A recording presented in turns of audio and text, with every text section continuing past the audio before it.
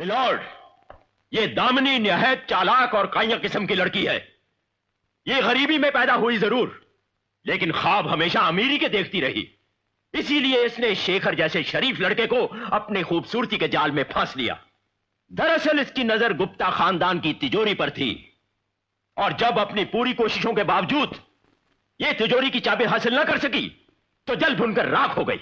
जिस घर ने इसके सपने पूरे नहीं होने दिए, उससे इसने बदला लेने की ठान ली, और इस बात का फायदा उठाकर गुप्ता खानदान के दुश्मनों ने इसे पैसे देकर खरीद लिया, और उन्होंने एक बहुत बड़ी साजिश रची। जो बलात्कार बाजार में हुआ, उसे उन्होंने यह साबित करने की कोशिश की कि वो बलात्कार गुप्ता जी के घर में हुआ है, ताकि गुप्ता खानदान की इज्जत को हमेशा हमेशा के लिए मिट्टी में मिला सकें। मिलॉर्ड, ऐसी नीच गिरी हुई और शैतान लड़की को कड़ी से कड़ी सजा दी जाए, ताकि औरत जात को एक सबक मिल सके। That's all your honour.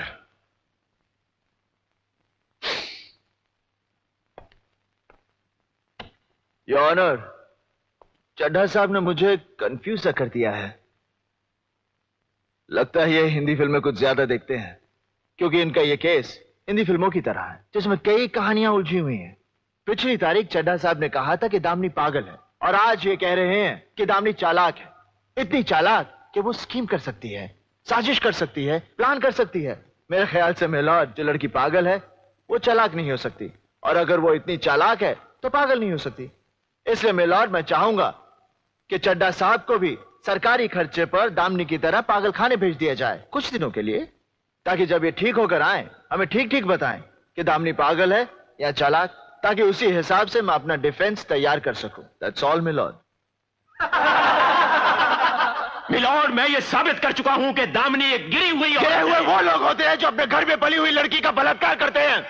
गिरे हुए वो लोग होते हैं जो अस्पताल में पड़ी लाचार लड़की का खून करवाते हैं। उस लड़की का बलात्कार गुप्ता साहब के घर में नहीं हुआ, और ना ही उसका खून हुआ है। उसने आत्महत्या की है, और उसके लिए मैं अपने गवाह पेश कर चुका हूं, और मैं उन्हीं गवाहों से कुछ सवाल करना चाहूंगा मिलॉर्ड। Permission granted.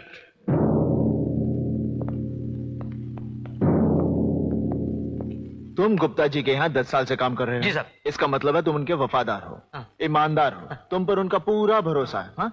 गाड़ियों की पूरी देखभाल भी तुम ही करते हो, जैसे उनकी मरम्मत, उनमें पेट्रोल डलवाना, सब कुछ तुम देखते हो। तो होली के उस दिन जब वो 4 लड़के उर्मी को लेकर गए, तो चड्ढा साहब आप ध्यान दीजिए, तो उस दिन जब वो 4 लड़के उर्मी को लेकर गए तो बहुत परेशान हुए होंगे। तुम्हें ढूंढा होगा गाड़ी के लिए, चाबी के लिए। नहीं साहब, वो जिप्सी की गाड़ी, मेरा मतलब जिप्सी की चाबी मेरे पास नहीं होती सर।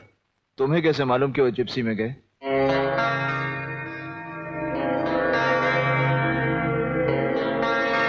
नहीं साहब, क्या बाद में मेरे को मालूम पड़ गया साहब। यानी कि बलात्कार हुआ ये तुम्हें बाद में मालूम पड़ा। Point to be noted milord. ठीक है मंगेश, तुम जाओ। जी। Bloody fool. मंगेश जी। चड्ढा साहब, आप मंगेश को डांटना चाहते होंगे? हाँ? क्या बड़बड़ कर रहे थे तो मैंने सोचा कुछ पूछना चाहते होंगे। नहीं। हाँ तो कदम साहब, उर्मी ने अपने हाथ में खत लेकर गला तो नहीं काटा होगा, और गला काटने के बाद वो अपने हाथ में खत नहीं रख सकती, तो इसका मतलब है खत किसी और ने रखा। जी वो हाँ?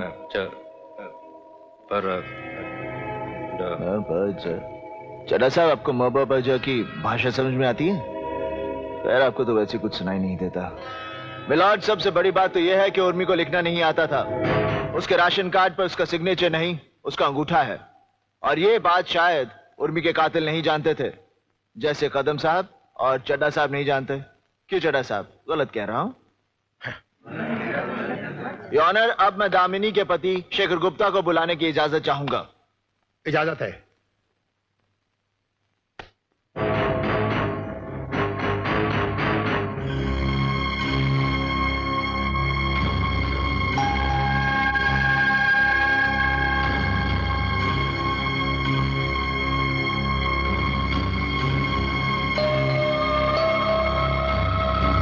ये जो कुछ कहूंगा सच कहूंगा। जो कुछ भी कहूंगा सच कहूंगा।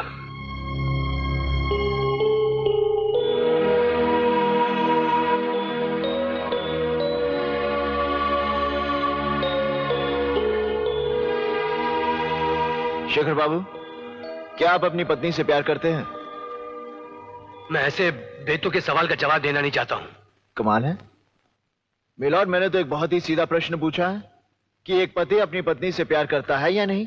क्यों चड्ढा साहब, कुछ गलत पूछा? नहीं? हाँ तो कहिए, आप करते हैं या नहीं? जी।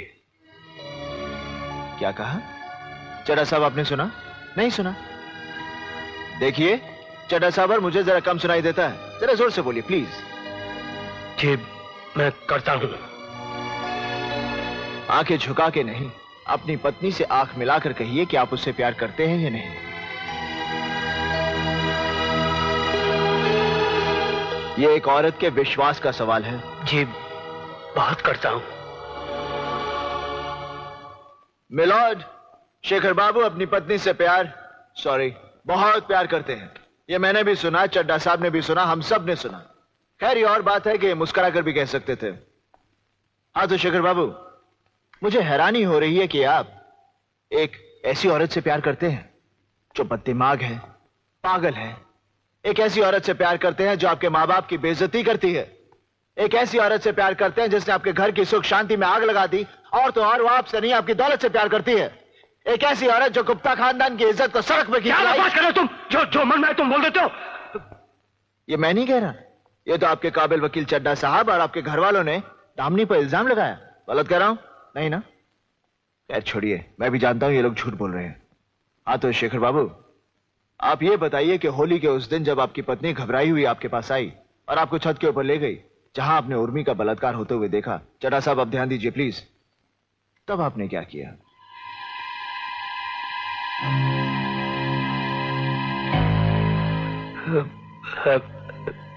ऐसा कुछ नहीं हुआ। क्या? इसका मतलब है दामिनी झूठ बोल रही है? ये तो मैंने नहीं कहा। आपने क्या कहा? दामिनी कह रही है कि बलात्कार हुआ, आप कह रहे हैं बलात्कार नहीं हुआ, तो दामिनी झूठ बोल रही है। वो झूठ क्यों बोल रही है? अब वो झूठ क्यों? ऐसा कुछ नहीं हुआ। मैं कह रहा हूं ऐसा कुछ नहीं हुआ। तो इसका मतलब है दामिनी पागल है? बिल्कुल नहीं। चड्ढा साहब, आई एम सॉरी, आप सही कह रहे हैं। दामिनी बददिमाग है, गिरी हुई औरत है, बिकी हुई औरत है। Stop this bloody nonsense! I am talking sense. Stop it! Stop it! Govind जी यहाँ आइए, आइए यहाँ। आपको मेरे पति से इस तरह बात करने का कोई हक नहीं। वो मेरे लिए गवाही दें या ना दें, उनकी मर्जी, लेकिन मुझसे इस तरह उनकी, भगवान के लिए भरी अदालत में उन्हें इस तरह शर्मिंदा ना करें। उन्हें जाने दीजिए। आप अपने आप को समझती क्या है? हाँ, क्या समझती है अपने आप को? जी। मैं आपका गुलाम हूँ, नौकर हूँ, खरीद लिया आपने मुझे? हाँ, अरे तुम जैसे 2 टके की औरत को मैं अपने बाजू में आने ना दूं। गोविंद, एक लफ्ज भी और मेरी पत्नी से कहा तो।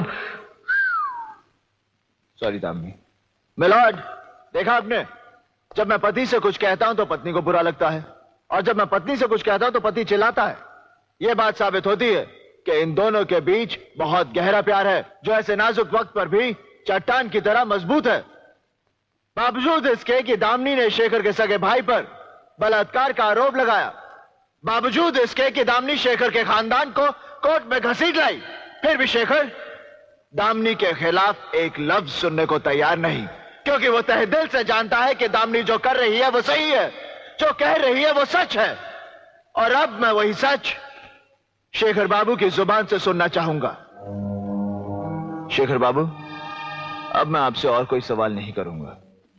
मैं ये केस छोड़ रहा हूं, क्योंकि दामिनी को मेरी नहीं, आपकी जरूरत है। वो आपकी पत्नी है, आप ही उसके सब कुछ है, इसलिए फैसला आपको करना है कि उन 4 अपराधियों को बचाने के लिए आप अपनी मासूम पत्नी को सजा दिलाएंगे। यह फैसला आपको करना है, आपको।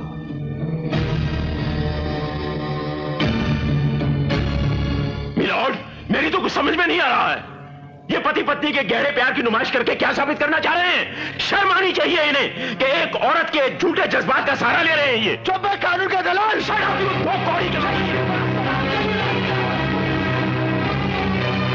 Order, order, order.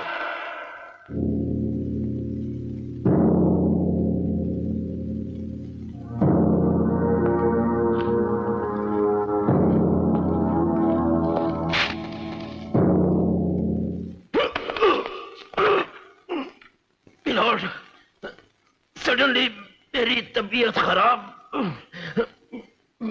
मैं कोर्ट से दरख्वास्त करता हूं कि अगली तारीख कोई दे दिया। सर, मिस्टर चड्ढा की तबीयत खराब हो जाने की वजह से इस केस को मुलतवी किया जाता है। केस की अगली तारीख बाद में मुकर्रर की जाएगी।